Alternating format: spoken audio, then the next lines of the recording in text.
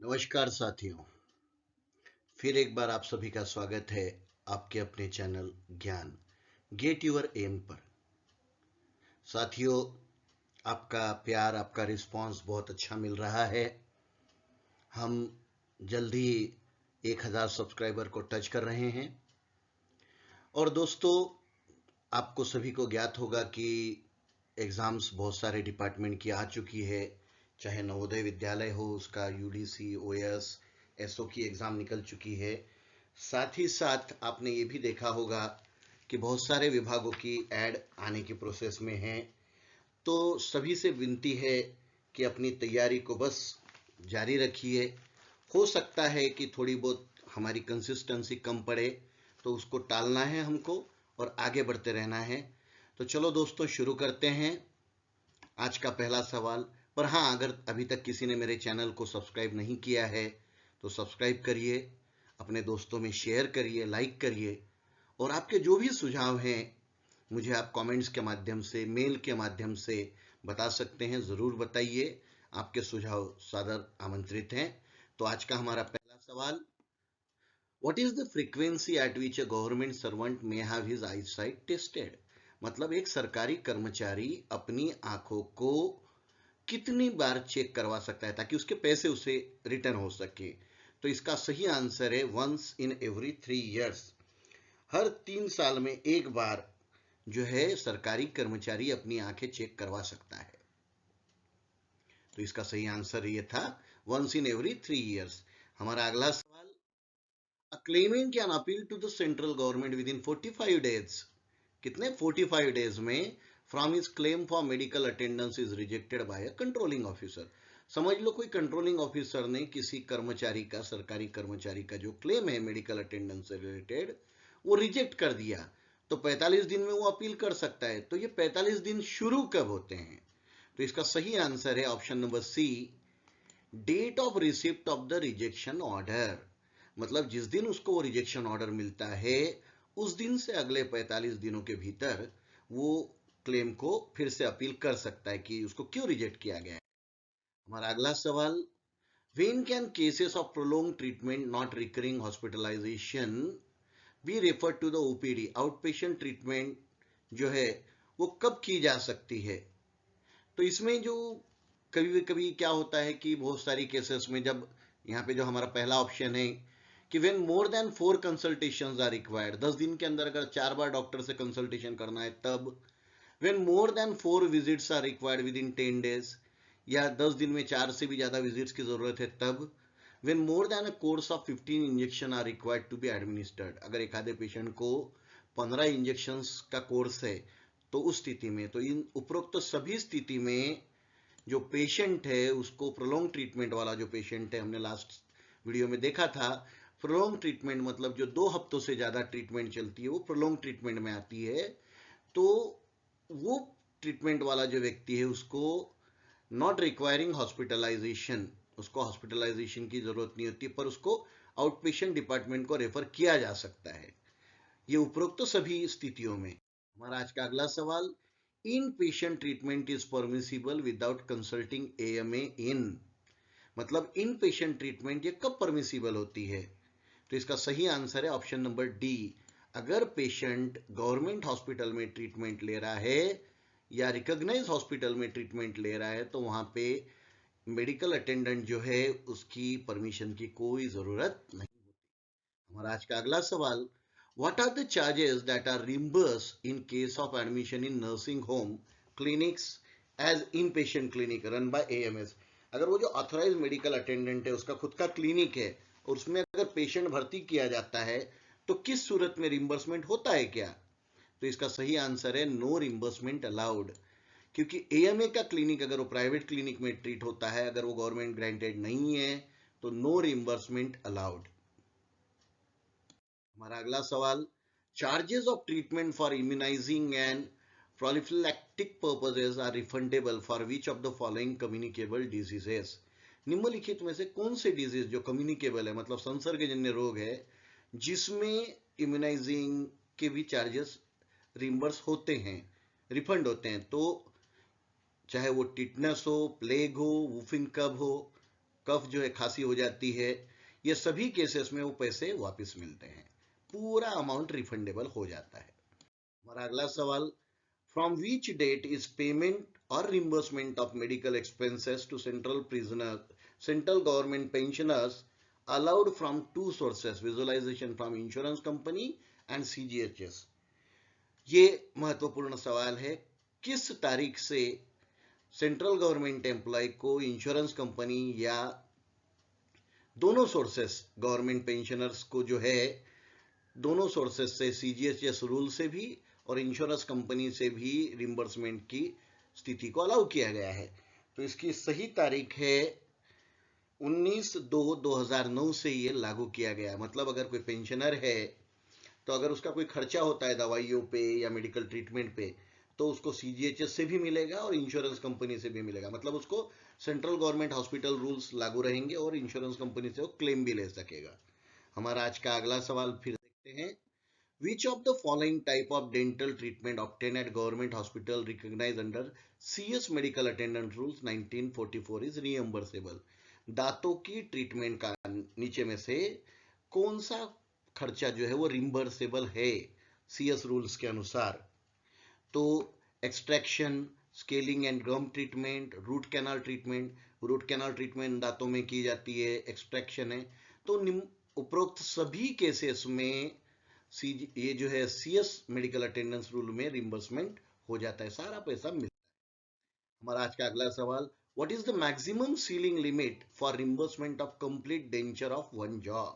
अगर किसी के जबड़े का पूरा डेंचर बनता है तो उसको मैक्सिमम सीलिंग लिमिट कितनी है? तो इसका सही आंसर है ऑप्शन नंबर ए, 1000 रुपए, 1000। सिर्फ 1000 रुपए उसको मिल जाते हैं। हमारा आज का अगला सवाल, charges for which of the following treatment is not reimbursable under CS medical attendance rule? निम्नलिखित में से कौन से पैसे वापस नहीं मिलते? तो साथियों इसका सही जवाब है option number C, treatment from a private dentist.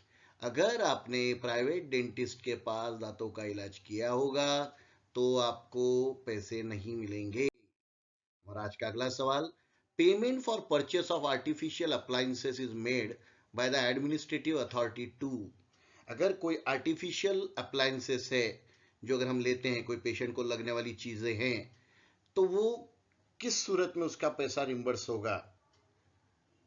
Payment for purchase of artificial, तो इसका सही आंसर है टू द सप्लाइंग एजेंसी। वो जो भी पेमेंट है वो आपको डायरेक्ट न मिलते हुए सप्लाइंग एजेंसी को मिल जाएगा, उसके नाम से वो बिल आपका जो है वो पास हो सकता है। हमारा अगला सवाल, what is the frequency and limit prescribe for reimbursement of cost of boot for patient of polio? अगर कोई पोलियो का पेशेंट है तो उसकी फ्रीक्वेंसी कितनी है, कितने बार कितने पैसे मिल सकते हैं, और लिमिट कितनी है रिम्बर्समेंट की? तो इसका सही आंसर है option number A, 1 in 3 years for 3 times। 3 बार पूरे करियर में और 3 साल में 1 बार के हिसाब से उसको जूते के पैसे मिल जाएंगे, पोलियो वाला अगर एम्प्लॉय है तो। हमारा आज का अगला सवाल, who will bear the maintenance cost of artificial appliances of beneficiaries? Beneficiary के जो भी आर्टिफिशियल अप्लायंसेस है उसका मेंटेनेंस कॉस्ट कौन मेंटेन करेगा? जो भी सामान अगर समझ लो आपने लाया है पेशेंट के लिए, तो उसका मेंटेनेंस कॉस्ट किसको मेंटेन करता होता है? तो इसका सही आंसर है ऑप्शन नंबर सी, बेनिफिशियरी। जो भी पेशेंट है, मतलब आपका पेशेंट है, तो आपको वो खर्चा मेंटेनेंस का देना होता है। हमारा अगला सवाल, what is the periodicity for reissue of motorise wheel chair and tricycle for beneficiaries? अगर कोई पेशेंट को जो मोटराइज व्हील चेयर है या 3 चक्कों वाली साइकिल है, तो उसका पीरियड कितना होता है, पीरियोडिटी क्या होती है, मतलब वो कितने साल बाद उसको बाद डबल से मिल सकती है? तो इसका सही आंसर है option number D, after 5 years, 5 साल के बाद में वो नई या दूसरी मिल सकती है। हमारा अगला सवाल, which certification is essential for reimbursement of prosthetic components and orthotic joints use in appliances? अगर किसी को प्रोस्थेटिक्स लग रहे हैं या ऑर्थोटिक जॉइंट्स लग रहे हैं, तो किसकी परमिशन रियम्बर्समेंट के लिए, सर्टिफिकेट किसका जरूरी है? रियम्बर्समेंट अगर करवाना है तो सर्टिफिकेट किसका जरूरी है? तो इसका सही आंसर है ऑप्शन नंबर बी, बीआईएस या सी यूरोपियन का सर्टिफिकेट होना आवश्यक है, तभी वो रिएम्बर्समेंट हो पाएगा। हमारा अगला सवाल, what is the upper age limit for reimbursement of sophisticated prosthetic appliances to government servant and their dependent family members participating in state level sports activities? अगर कोई स्टेट लेवल की स्पोर्ट एक्टिविटी में government servant या उसके family के लोग participate कर रहे हैं, तो उस केस में जो प्रोस्थेटिक अप्लायंसेस लगते हैं उसके लिए अपर एज लिमिट क्या है, किस एज लिमिट तक उसको वो पैसे उसके रिम्बर्स होंगे? तो इसका सही आंसर है ऑप्शन नंबर डी, 45 ईयर्स, 45 साल की उम्र तक वो पैसा उसको मिल जाएगा। हमारा अगला सवाल, which item of expenditure is not admissible for reimbursement under CS medical attendant rule? निम्नलिखित में से कौन सा एक्सपेंडिचर एडमिसिबल नहीं है? एक, तो इसका सही आंसर है कॉस्ट ऑफ कॉन्ट्रासेप्टिव्स। जो कॉन्ट्रासेप्टिव्स लगते हैं उसका खर्चा आपको रिम्बर्स नहीं होता। हमारा अगला सवाल, state the rule that defines the term treatment under CS medical attendant rule. मतलब वो टर्म जो है ट्रीटमेंट, ये किस मेडिकल अटेंडेंट रूल के अंतर्गत बताई हुई है? तो इसका सही आंसर है रूल नंबर 2H। इस अंतर्गत ये टर्म को डिफाइन किया गया, what is mean by treatment. हमारा अगला सवाल, which item is not included in the package rate for coronary bypass surgery treatment taken in a private recognized hospital? अगर कोई रिकॉग्नाइज हॉस्पिटल है, प्राइवेट गवर्नमेंट हॉस्पिटल, गवर्नमेंट ने permission दे रखी है, तो निम्नलिखित में से कौन सा खर्चा पैकेज के रेट में अगर होगा भी तो नहीं मिलेगा या पैकेज रेट में इंक्लूड नहीं हो सकता है? तो इसका सही आंसर है डाइट एंड टॉयलेटरी। जो भी उसको टॉयलेटरी आइटम्स या डाइट लगेंगे उसका पैसा रिम्बर्स नहीं होता। हमारा अगला सवाल, which private hospital is recognised for coronary bypass surgery at Chennai for central CS medical attendant rule beneficiaries? अगर कोई चेन्नई का पेशेंट है, ये थोड़ा जनरल नॉलेज में भी चला जाएगा क्वेश्चन, कि अगर कोई चेन्नई का पेशेंट है तो उसको निम्नलिखित में से कौन से हॉस्पिटल में पूरा पैसा उसका बेनिफिट मिल पाएगा? तो इसका सही आंसर है, चाहे वो ट्रिनिटी एक्यूट केयर हॉस्पिटल हो या अपोलो हॉस्पिटल हो या मद्रास मेडिकल मिशन हो, इसका सही आंसर है option number D, all the above. सभी हॉस्पिटल्स में उसको उसका पैसा मिल जाए। हमारा सभी में मतलब जिसमें उसने इलाज करवाया है। हमारा अगला सवाल, who is the prescribing authority for a deep brain stimulation implant for CS medical beneficiaries? अगर किसी को डीप ब्रेन स्टिमुलेशन इम्प्लांट की जरूरत है तो प्रिस्क्राइब कौन कर सकता है? प्रिस्क्राइबिंग अथॉरिटी कौन है बेनिफिशियरी के लिए? तो इसका सही आंसर है option number D, neurologist of a government hospital. अगर गवर्नमेंट हॉस्पिटल के न्यूरोलॉजिस्ट ने कहा कि भाई इसको डीप ब्रेन स्टिमुलाइजेशन इम्प्लांट की जरूरत है, तो उस स्थिति में उसको दिया जा सकता है, अगर वो न्यूरोलॉजिस्ट गवर्नमेंट हॉस्पिटल का उसको कह देता है तो। हमारा अगला सवाल, what is the selection criteria for cochlear implant surgery under MS rules for prelingually deaf child? अगर जो डेफ चाइल्ड है, जो बच्चा पूरी तरह से कान से सुन नहीं पाता, उसको किस केस में इम्प्लांट सर्जरी के पैसे मिल सकते हैं? एक, age group between 1 to 16 years. दो, नो रेट्रोकोक्युलर लीजन और central deafness, no mental retardation. तो इसका सही आंसर है ऑल द अबव। उपरोक्त सभी केसेस में उसको कोक्युलर इम्प्लांट सर्जरी के, जो भी प्रीलिंगुअली डेफ है वो बच्चा, पूरा क्राइटेरिया उसका सिलेक्शन में आ जाएगा। हमारा अगला सवाल, the ceiling rate for reimbursement of cochlear implant shall be? अगर किसी का कोक्युलर इम्प्लांट होता है तो उसका सीलिंग रेट क्या है, उसको मैक्सिमम कितने पैसे मिल सकते? टॉप मोस्ट, मैक्सिमम से मैक्सिमम। तो इसका सही आंसर है ऑप्शन नंबर बी, 5,35,000 तक का उसको कोक्युलर इम्प्लांट के लिए पैसा मिल सकता है। हमारा अगला सवाल, which type of bariatric surgery procedure is allowed under CS medical attendant rule? जो बैरियाट्रिक सर्जरी होती है उसकी क्या प्रोसीजर, कौन सी टाइप लागू है? Laparoscopic gastric bending surgery, laparoscopic sleeve gastrotomy, laparoscopic gastric bypass GBP, या ऑल दी अबव? तो इसका सही आंसर है ऑल दी अबव। मतलब ये तीनों ही केसेस में आपने देखा होगा लेप्रोस्कोपी में छोटे छोटे 3 गड्ढे किए जाते हैं और उससे वो सर्जरी की जा सकती है। तो अलग अलग सर्जरीज के लिए अलग अलग लागू है, तो ये तीनों ही सर्जरी में उसको प्रोसीजर अलाउ की गई है। हमारा अगला सवाल, विच of the following document is or required for seeking permission or reimbursement for bariatric surgery under CS medical attendance rule. Bariatric surgery अगर करवाना है तो कौन कौन से डॉक्यूमेंट्स निम्नलिखित में से चाहिए? A, recommendation by specialist surgeon और government surgeon, BMI report, body mass index का रिपोर्ट चाहिए, report of test for endocrine disorders and relevant reversible condition that can cause obesity and all the above. तो उपरोक्त सभी चीजें जो भी है, अगर हमको परमिशन लेना है या रिएम्बर्स करवाना है तो ये सारे सर्टिफिकेट, सारे डॉक्यूमेंट्स लगेंगे। ध्यान से देख लीजिएगा। हमारा अगला सवाल, what is the age prescribe for annual medical examination for the group A officers of central civil services. Central civil services का अगर कोई ग्रुप ए का ऑफिसर है तो उसकी एज क्या हो सकती है एनुअल मेडिकल एग्जामिनेशन के लिए? मतलब साल में एक बार वो अपना एनुअली मेडिकल एग्जामिनेशन करवा सकता है। तो इसका सही answer option number B, 40 years, 40 साल उसकी एज होनी चाहिए, ताकि वो हर साल अपने आपका खुद का जो है मेडिकल एग्जामिनेशन करवा सकता है, पूरा बॉडी चेकअप करवा सकता है।